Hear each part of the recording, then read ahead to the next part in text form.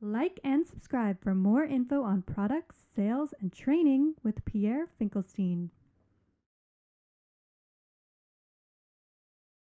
How do you get faux bois and marbling jobs? It's a very broad question, and I might not be the best one to answer that because I've established a certain reputation. But uh, what I would say is this.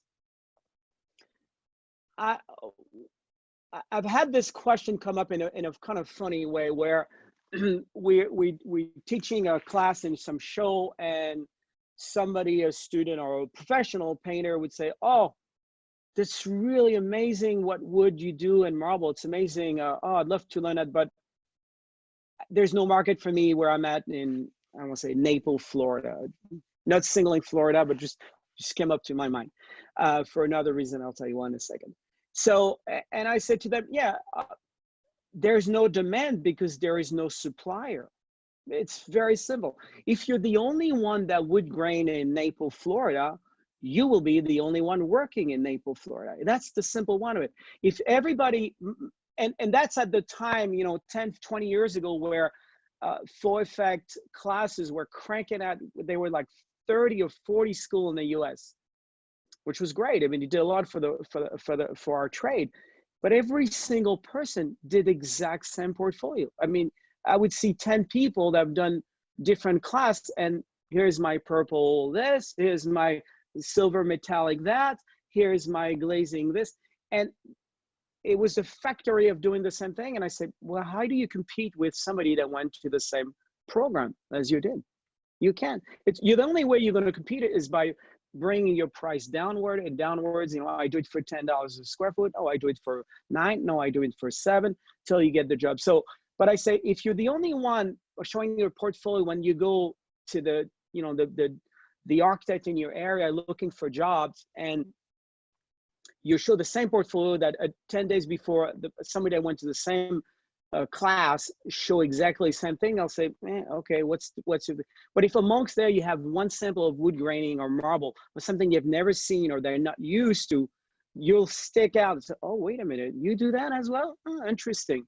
So I think my thing to you is that when you start going through the business and doing faux bois and marble, unless you're known to do that particular thing, it's going to be very difficult for somebody at random that's going to call you and say, hey, do you guys do wood graining? Can you come and do this door?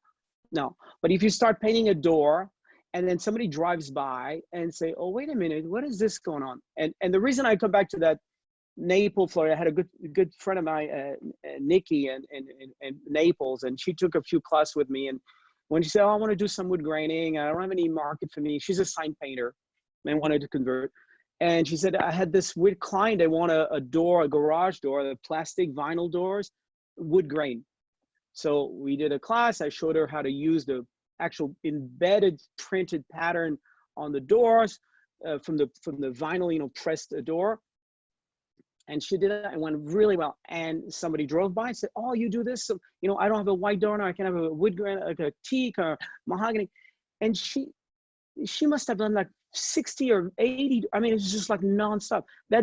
She stopped almost being a sign painter, which was difficult to break through or to continue with the vinyl, but she became a painter. So the short answer is that for you to get those jobs, you have to do those jobs. You have to make some sample and then knock on doors to your designer and then say, by the way, I can also do this. And that's the one thing they will remember, believe me. All right, moving on. Jessica, besides having great samples and working hard to perfect your craft through knowledge and practice, how do you recommend breaking into more, I guess, work?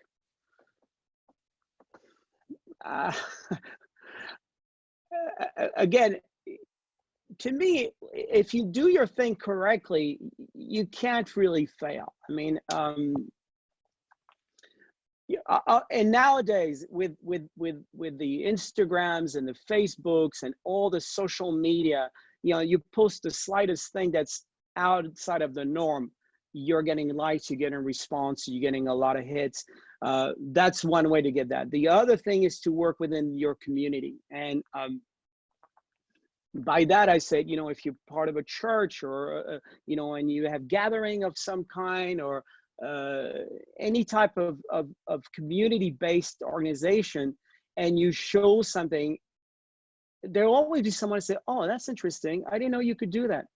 There's that discovery part of it that makes people intrigued, and when they're intrigued, they're like, oh, you could do that, could you do that in my, you know, bathroom or whatever. So you kind of start small, but then when you start, and you don't want to be a niche painter, like somebody that's stuck into a one pony, you know, a track pony, you only do one thing. But the marble, a little bit of graining, a little bit of patina, a little bit of this, a little bit of that, that makes you more employable in a way. And I can't tell you the number of jobs I've gotten by, you know, getting in the door for something totally different than what I ended up doing, because I showed my portfolio and I was like, oh, wood graining, what is that? Well, it's, you know, you have a door that's, in New York, we have a lot of metal doors because they're fireproof. And in the old days, they were all painted, all wood grain. Every single wood door in the metal door in New York for buildings were wood grain. That was not even a question. It was just like the way it was done. And then it got lost in the, you know, the 50s, 60s, and all of a sudden it's coming back. But there's some people still say, oh, I've seen that somewhere, it's interesting. Oh, and then you say, well, I could do your elevator doors and they're going to be wood grain. And all of a sudden you're in. Once you're in the job, and you have other things to show, oh, a little bit of gilding, a little bit of ornament, that's how you get your jobs. All right.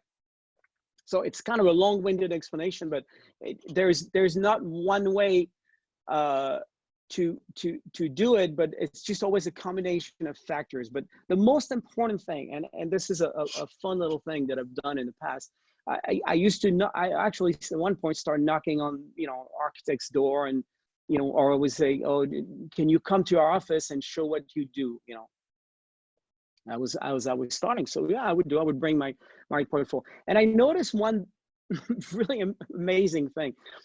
So my portfolio is pretty intense. I do usually samples are about 30 inches by 40 inches, about 1.20 meters by 1 meter. So they're not those little, you know,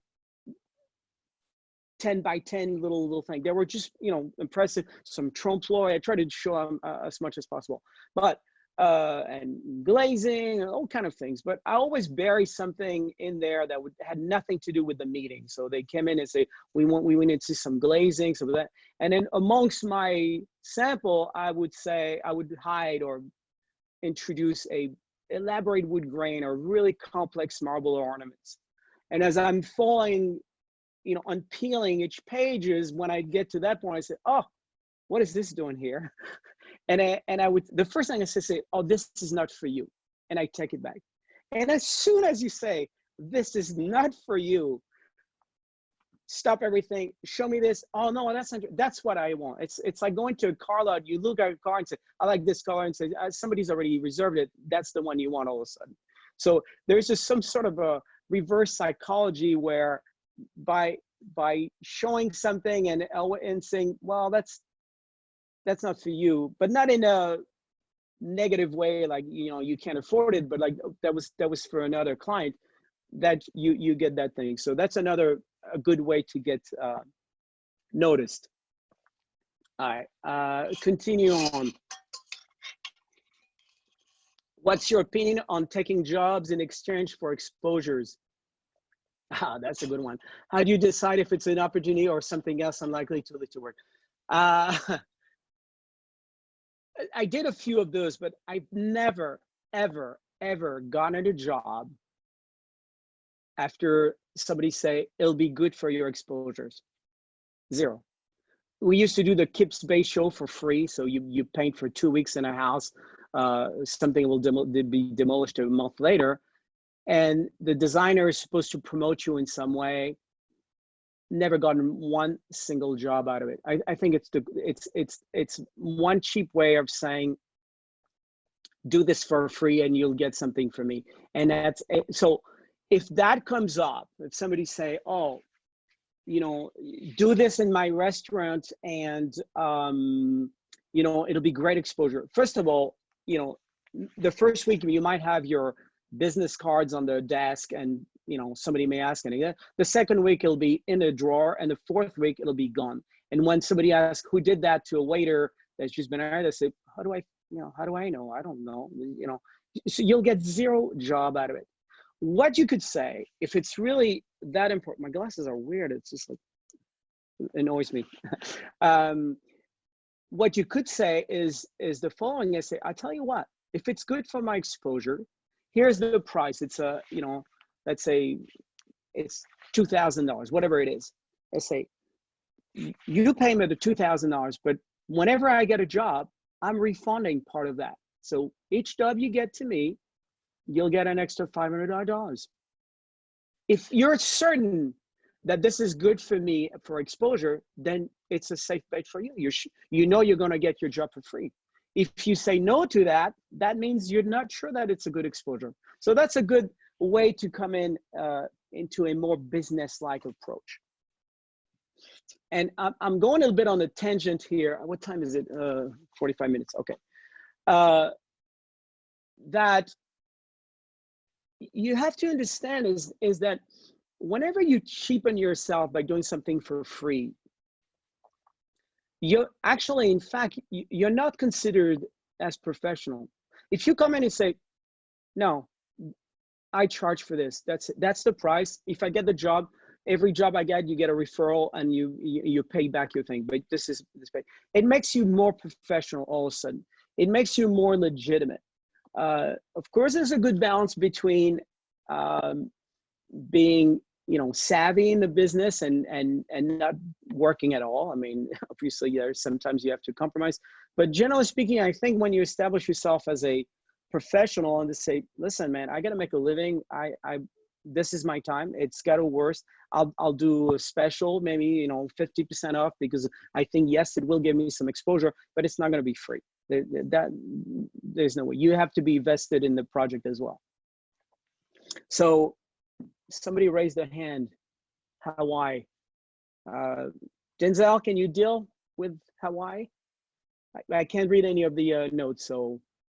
It's Denzel, okay. It's been raised the whole time. I think it's okay. Okay, I just saw it. It's all right. Okay. Okay. How did you find your first clients?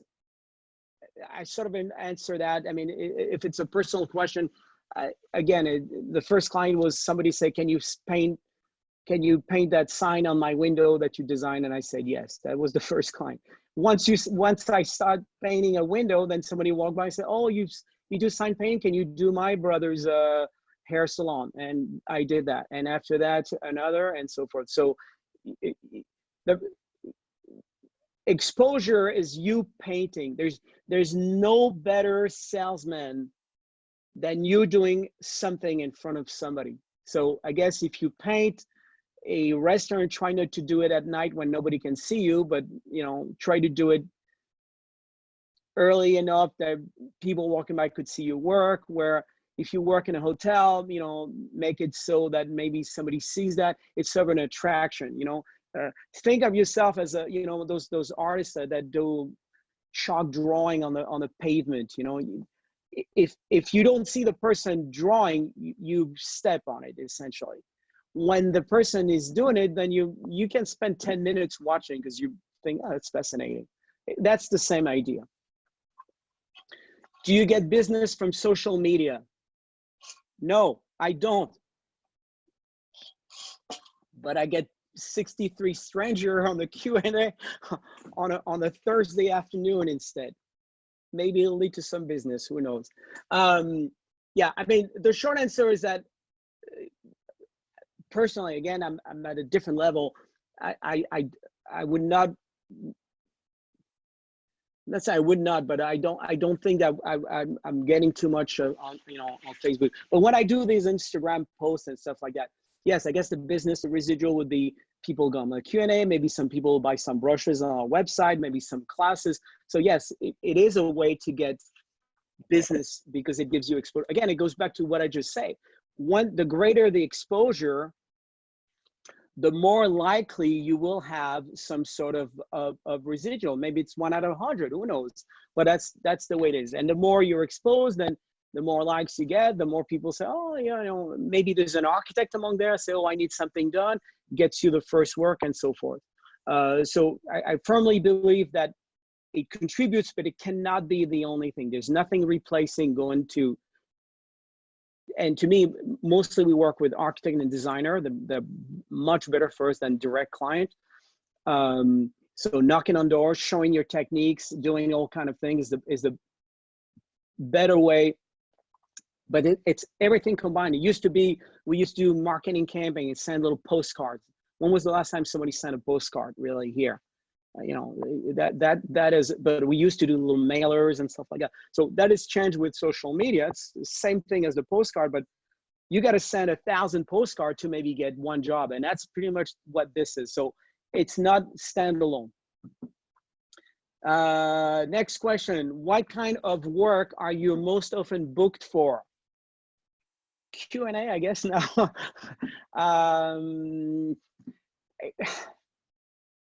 It really, I mean, we do a lot of different things. What I find to be, like, sometimes we'll do wood graining for a month straight, 3 different jobs for odd reason. It just from, and then floor painting. It's been a while since I did the floor, but we would say 2 or 3 in a row. Then gilding, then you know, some ornament painting and trompe-l'oeil. I think what we do almost the most in terms of volume, not so much value, but volume, will be textures and plaster finishes, because they're very popular and we try to do something kind of complex each time. So we get a fair bit of that. And, you know, the textures and the plaster is the glazing of the 80s. You know, in the 80s it was sponging and ragging. That was your bread and butter. You turn around that, you know, we haven't done a glazed wall in, I can't remember how long. I mean, actually 6 months ago we did one, but it was, I don't know. It mostly is, it's got to be your textures and things like that. So because there's such a variety with the texture and the plaster, colors, feeling, sheen, all that. So it's a great amount of stuff. So that would be what we do the most, but that's not what yields the most dollar per square foot, I would say. Then I still do a fair amount of wood graining and marble, like, again, very specialized things. They're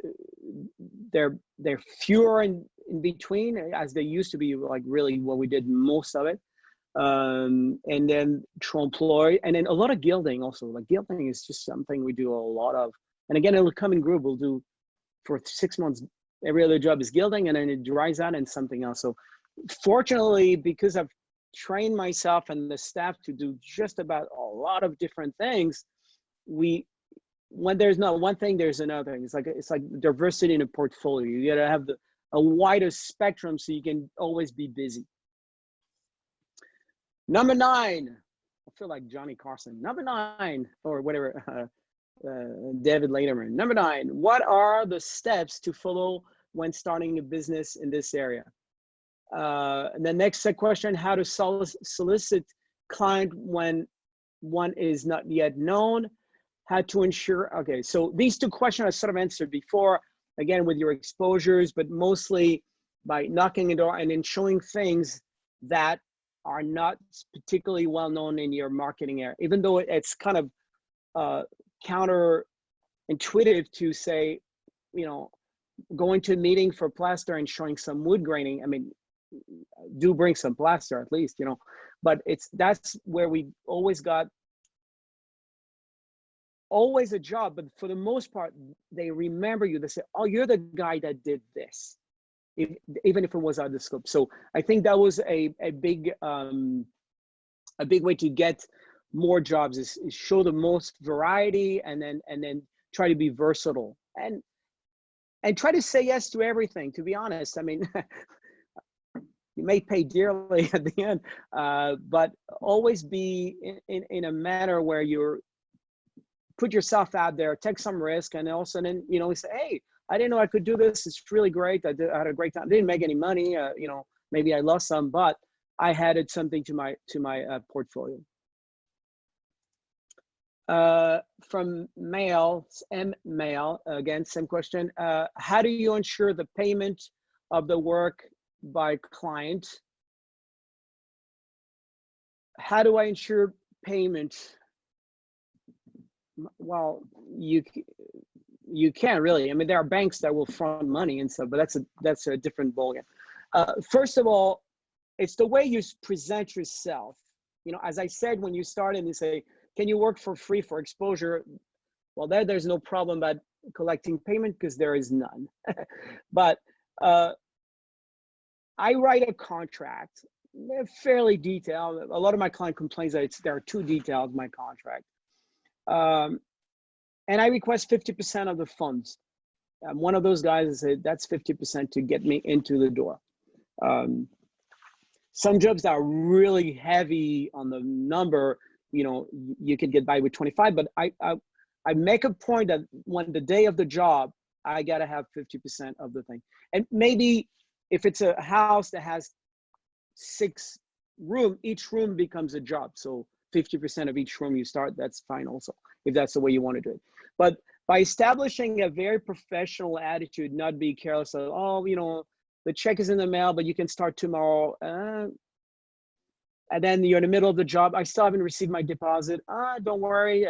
And then what do? You're halfway into it. You can't really go back. You have nothing else to do. You're stuck. So when you ask 50%, it should cover everything, even if you don't get the next 50%, which I doubt it. Now, I others that do a third, and a third as final. That's also good. But again, you got to make sure that you get your third in the middle of the job, which is a tough one to get. And you may end up having just 1/3, and then the 2/3 come at the end of the job, because you're not going to walk away from the job saying, oh, I didn't get my 2/3 tomorrow, I'm not coming in. Miller is raising her hand. Then you're going to deal with her. Type it up. And that's how I get to that. At the end of the day, one of the things I work mostly for interior designer and architects, and they pay. And when you work with a general contractor, it's a little harder to get money out of them, because they say, well, they will give you the story like, excuse me, the client didn't pay me, so I can't pay you. To which you say, that is not my problem. I'm working for you, not for the client. You couldn't say that to the guy that supplies the drywall, where you go to the yard, pick up your material and say, oh, my client didn't pay, so I'm going to take the drywall, but I won't pay you. The guy said, then you're not taking the drywall. That's as simple as that. So you have to always to put yourself in the same thing. Think of yourself as a lawyer. Think of yourself as a doctor. You come for the second visit, you don't have any money. Doctor said, sorry, you don't have insurance. You have to come back. A lawyer is going to give you an advice for 20 minutes. After that, you're going to have to pay. You can't pay, there's no lawyering. If you don't take yourself seriously as a professional, then it's going to be difficult for the client to take you seriously as a professional either. And I think that's where you need to be setting yourself up for that. So if you have a good contract, get 50% down, request payment as things are completed. You finish the room, get 100% of that room before we move on to the next one. They get into the habit of it, and also try to work with people that are reputable. It's hard to tell, but you know, if somebody seems shady at the beginning, the likelihood is going to be like that all the way through. So you do a little test and you see what happens. But there's no guarantee you will get paid. I have to say, in 35 years of business, I only have maybe 2 clients that we have problem with, and then we ended up settling where I say, okay, I'll give you 20% off or whatever, and then or I had to do an extra door for, you know, essentially for free, so I would get paid. And then with some of the contractor, you know, you're on a 90 days, 120 days sometime, you know, it's difficult, but they've helped you in the past, so you help them this time, and maybe you know, they haggle a little bit, you know, you shave an angle here and there, but again, as you establish yourself as a professional, you will be considered as a professional. That's it. How do you network enough to have job security? There's not, I mean, 90% of my work comes from either repeat business or referral. 90% of the work. So I actually don't do a whole lot of commercial thing. You know, I knock on doors, and if I'm asked to, I gladly do. I'm not above it, believe me. I'm small enough that I'm busy all the time. But really, the main thing is that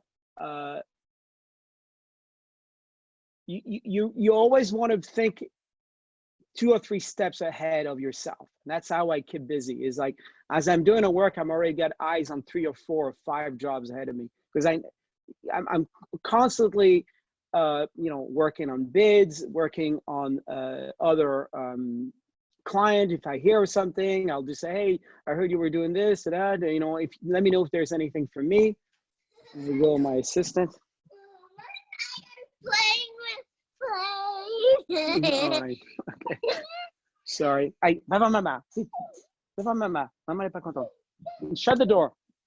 Sorry. Unexpected visitor. So the looking ahead is preparation and planning. I have a little software I developed, not to say, but I just fill it up where I have current job I have to estimate, job that are possible, job that are find out, and then prospective things. So I'm constantly going through that, and then as I'm completing that, I go and pick one from find out, and I call the designer, hey, do you remember we talked about it a month ago? Is this gonna happen? Yes, no, because I'm very busy, even if I'm not.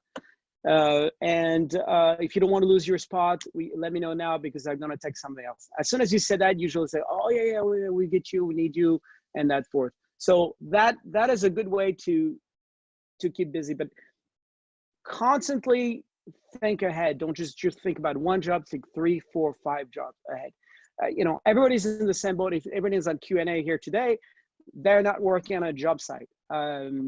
We know all that, and that everybody on the same boat now. We're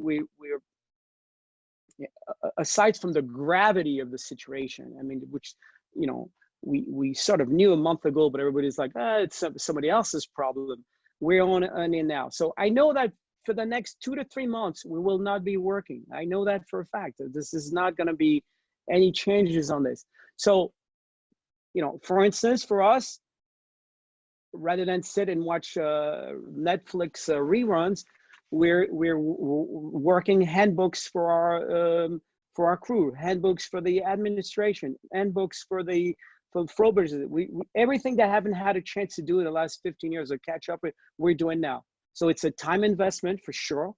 It's not earning any money, absolutely, but hopefully it will make us more efficient, be able to do more work faster, to have a better technical skill. You can use that time to practice. There's nothing wrong with that. It's the same thing as going to school, except you're not paying. So that's part of your planning. I mean, if you told me 3 months ago, your business is going to shut down for 3 months, I would have said, oh, you got to be kidding.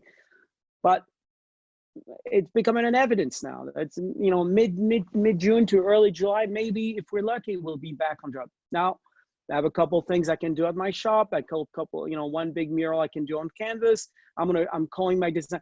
Every single person that we have work, once a week I send them an email. This is another thing I do. How are you? You know, I know, you know, so it sounds like it's going to be another 2 or 3 weeks. We still have some samples to work on. We're going to take care of you. Let me know if there's anything. If you think of something else we can help you with. They don't feel like they're abandoned. They feel like I'm still thinking of them. And then, you know, when this goes back on the road, then we'll be ready. We'll be ready with a vengeance, I want to say. So it's really important to be on looking ahead. That's how you keep busy. Not just completing a job and then waiting for another one. You're always supposed to work in a way that you should have too many jobs at once. I mean, and it's not a good position to be in either, but at least it ensures some kind of continuity. 1 hour is gone. Okay, where do you see the demand of decorative painting in the future? We talked about that. Do you follow trends? This is a good question from Julian Gauthier. Here we go. Do you follow trends or do you execute the designer's directions? Haha. I follow the designer's vision. I'm the tool to make it better. I can't stand, really, it's a big pet peeve of mine. When a decorative painter, somebody suggests, oh, I want to do this again. Well, in my opinion, we should do this instead of that. No. You're hired for a designer and architect. They have a vision. Now, your main job is to understand what they want and ask the question, what do you mean yellow? You mean this yellow or that yellow? Because yellow, it's a hue, but there's hundreds of variation of that. Then do you mean, when you say classical, you mean 18th century classical, 19th century classical, antiquity classical? What exactly do you mean? So what your job is to execute that vision. So when they call you back, they say, this guy was amazing. He got the best out of me. I can work in trust. You understand what I want to do. And if you start being a pain in the ass, like, I don't think it's a very good way of doing it. They're like, excuse me? So with that, to follow up on the question, Julianne, is that, do you follow the trends? Obviously, the trends follow you more than anything else. I mean, designers, they love glossy finishes. Like that's the last 2 years, polish this, glossy that, a polished ceiling, things that we used to do, was to do in the 70s for some reason. It's back in there, which is very difficult. It's hard to really make it nice. It always looks imperfect, but that's the trend. So if they want me to do it, I'll tell them, sure, here are the good thing about it, and here is the bad thing.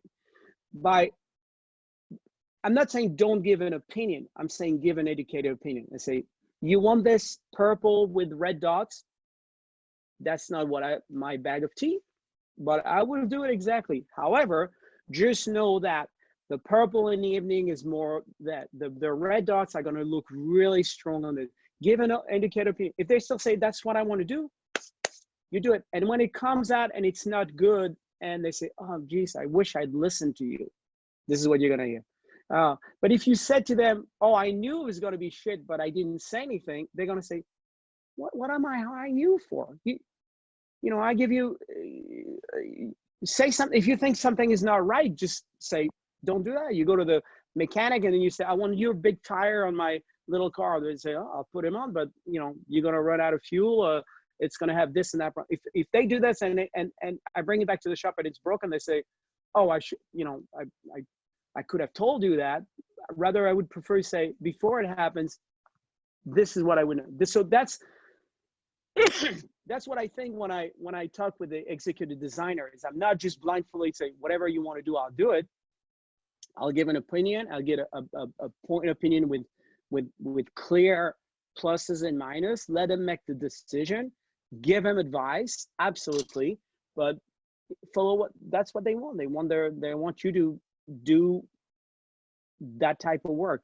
And then as far as trends, generally they're the one that are going to set the trends. If you're working for the private clients and they say, I have a bedroom, I don't know what to do. Again, you have, do you like this? Do you like that? Is this going to be for entertaining? Is it, so you ask them, have a questionnaire that I've made up over the years. And by answering those questions, it's just going to steer you to the right finish. And that's what we do. 17, I would like to know where to concentrate my training. What are the 2020 trend, most popular finish for 2020? Is it wood finish? Judy. That could have been education, by the way.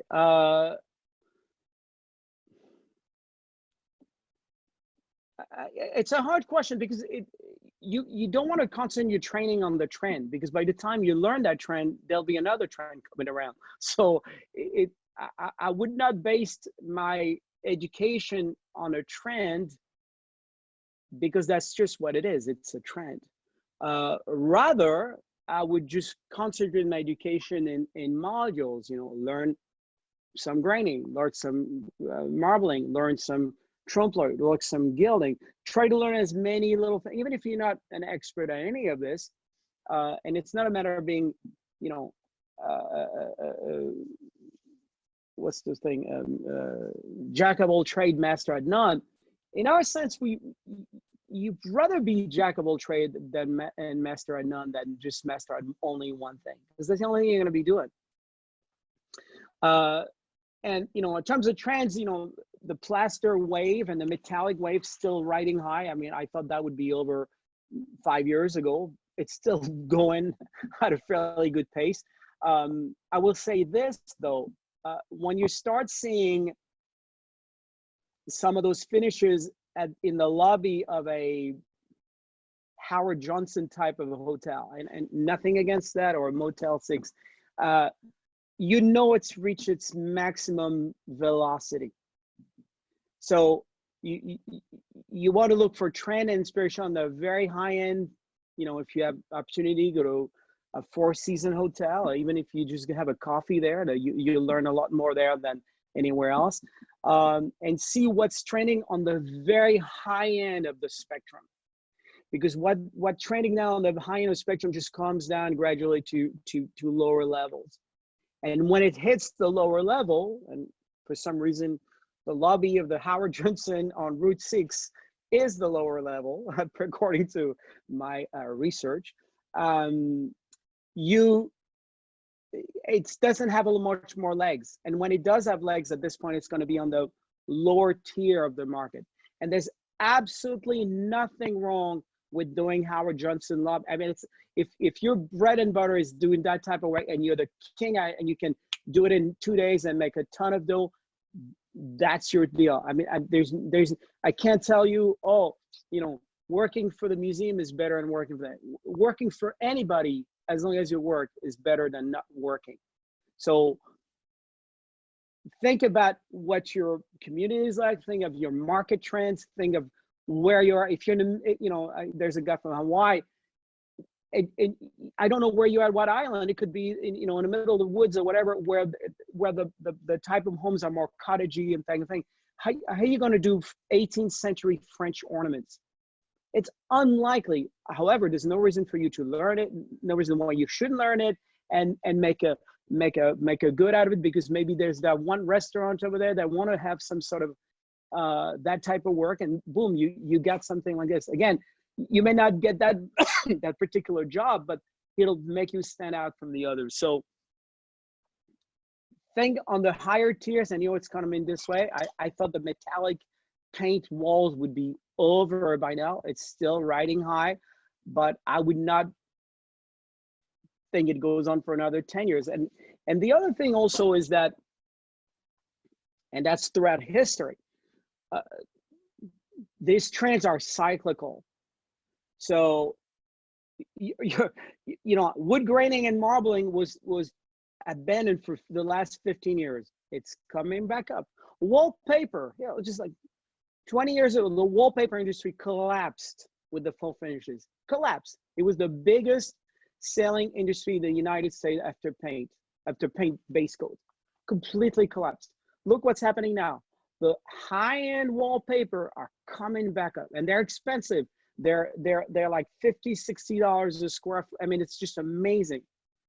So what it's telling you is that 5 years from now, your Howard Johnson lobby will be wallpaper once more.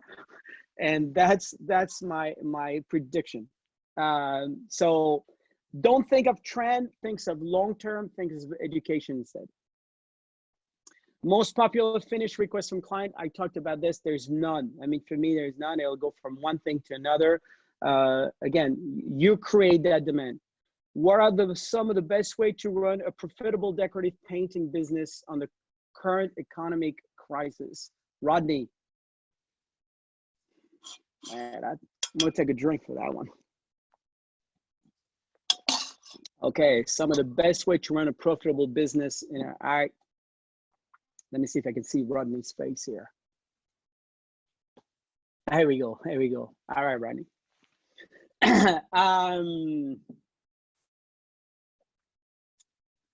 Well, I just come back to what we've talked about before, is being versatile, having a lot of skill set, even if they're not expert. But if you could do some marble, a little bit of wood, a little bit of gilding, a little bit of this, a little bit of that, some plaster, that will ensure that you will be able to touch on just about everything. So the broader your scope is, in other words, almost the wider your net is that you can cast, the more fish you're gonna get it. If you make the mistake of being niched into plaster, texture, silver, metallic with a purple wax on it, and I'm saying that because I've seen that, where that's the portfolio. There's nothing else. You're screwed. There's no question. Now, we've gone through these before in 2000, not in the ancient time, in 2008, when the real estate market collapsed. We went through these again, the same thing. We in the year 2000, early, also the Wall Street collapse again. There was a slowdown. Now, what it does, Rodney, what it does is that it's hard to say, but it cleans out, it weeds out the weaker element. I mean, it may be too pragmatic or blasé for me to say that, but it does do that. So anything you're in competition that's got weak arms than you will go away, leaving more work for you, essentially. So you also have to reinvent yourself. You have to always look for new technique, for new things. Go to those, to show those expos, learn maybe concrete application. Go in avenues that may not be obvious to you or make sense, and then you will find something. I've discovered a ton of things in the most unlikely places, or ideas of colors. I do travel a lot because I love traveling, and just for my work I travel a lot. Wherever I go, I'll spend a day visiting something, whatever city, and I'll stumble into something, and maybe it's a rock formation, maybe it's a color of a tree, maybe it's an actual decorative painting, and I make a note of it, take a photo of that, I'll say, oh, that's an interesting something. And that's how you keep this to ride the wave. You have to be ready to innovate, ready to do things differently, and take some chances, and educate yourself with the new system and stuff like that. Talk to other industries, like go talk to a woodworker that's trouble with staining, and say, hey, I see you do this type of furniture. Hey, what if we were do a little gilding on the thing? Maybe would I help you sell your few pieces? I'm just throwing ideas like this, but I had a friend that started pinstriping, going to car dealership and pinstriping sides of a car, at $50 a thing. That's all they do now. It's nonstop. So, had you asked that person, would you do that? They'd probably say, oh, forget it. But it's a business. So that's the way you try. Profitable is also, there's another way to be profitable, is to be efficient. So that's the other answer I want to tell you, is that do what you can do, what you bid in 5 days, in 4 days. That's being efficient. Get your tools ready, hone your skills. Don't waste material. Don't use a ton of rags when one suffices. Don't use a ton of tape when you can just use one roll. Be efficient with your movement. Try to set up correctly. You will make money on your material almost by being good at setting up a shop, knowing where all your tools are, cleaning. Use the time you have now to clean your shop. Clean those old tools. Make sure that things are working well. All right. Do you charge per hours, day, number of steps? No, I charge per square foot. So that's the, I'm going to switch to somebody else's face. Enough of you, Rodney. Roman, there you go. Sarah Pringle, where is she? Anyway, so I've always charged. I mean, I didn't charge at first. I started with the, you go into the room because 1 day, 2 days, 3 days, 4 days, it's 5 days times my daily rate equals a number. Sure way to lose money is to do that. What you must do is you measure the work. It takes a little bit of time, but it's not that difficult. And you say, okay, there's 3 doors. So it's not just 3 doors, but each door is 21 square feet. So you've got 63 square feet of marbleizing or wood graining. That's the number. If they say, oh, I want to add another door, hey, there you go. It's another 20 square foot. Don't do that door, minus 20 square foot. That's the great equalizer. The difficult way is to find out how much do you charge per square foot. So you could use your daily method. So this I will do in 5 days. I want to make $400 a day. So that's $2,000. There is 200 square feet of glaze. You divide 200 by 2,000 or 2,000 by 200. That's $20 square foot. Here's your price. Once you've done that many times, you start developing a price list, a range. The woods and the marbles will take X amount of dollars. The gilding will be that because the gold is expensive. The glazing is that much. And then you have the sliding scale. Is it on a higher, you have to go up and up a scaffold? Do you have to, can it only work in restricted hours? Is it a tiny little bathroom? There's no square footage, but you can't move very fast. So you have those sliding scale that helps you move your price per square foot essentially. But that's the truer measure. And if the client say, hey, I forgot, can you do this little wall? And you've done it in 5 days, you say it'll be 5 days, you do it in 3 days, and they say, oh, can you add this? Well, you only took 2 days to do it, the SEP story. Oh, of course. No, not at all. This is an extra amount of work. The fact it took me 2 days instead of 5 days is because I'm good at what I'm doing. Why should I lose money for that? Don't make any excuse for this, okay? Do you bid job total price per square foot? Yes, we just did talk about that. I would like to ask Pierre how he bids his job. From Lee, checklist, material, travel, large. Okay, so I've always have two or three levels. So first is the square footage, and I multiply that by $1 per square foot based on what it is I'm doing. After that, I always include 10 to 15% for material as a flat number. So let's say it's $2,000. Now I know 15% would be $300.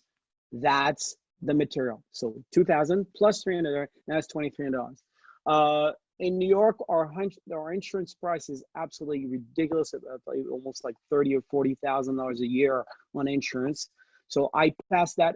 Yeah, I know. I see somebody shaking her head, Judy. Yes, New York City. The privilege of doing work in New York City, aside from the high rent, the very little help, the cost of a car, and the insurance prices, you would be staggered the way we pay. But again, what I do is now, like all general contractor, they have like a 1 or 2% for my liability. I add it on top. And if somebody say, why am I paying that? I say, because I'm insured. And rather than you charging more for the thing, I just spread the love amongst all my yearly business, taking a gamble that I will hit that number at the end of the year. And sometimes you make a little money, but that's if you're lucky. So again, I have it down pat that I really know my system and my number. And again, you remember that sliding scale, sometime that percentage of that 10 or 15% for material, I'll raise it to 20 or 25%. Let's say if it's I have to use some sort of imported plaster or something that's going to be costly to begin with. And if it's gold and we use actual gold, which is, the price goes up and down, that's a separate line item for that because it's going to be very expensive for the most part.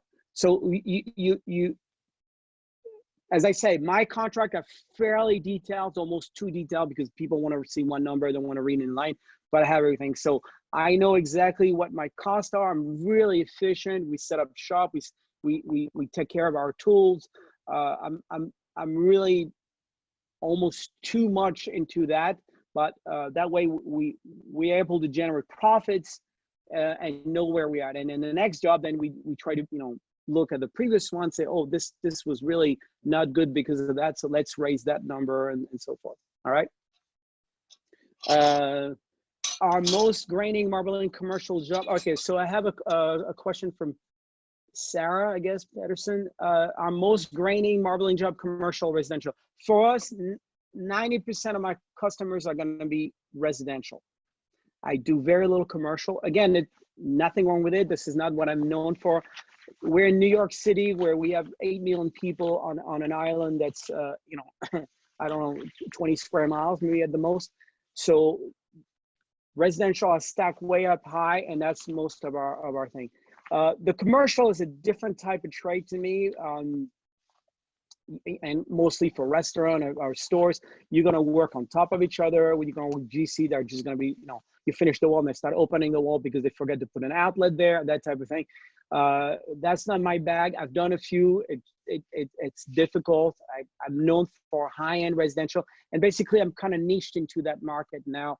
The commercial jobs that we do are mostly super fine hotels. They're going to do one ballroom, one particular thing that is just treat like residential, or museum work, which it is a residential, either greater scale essentially. So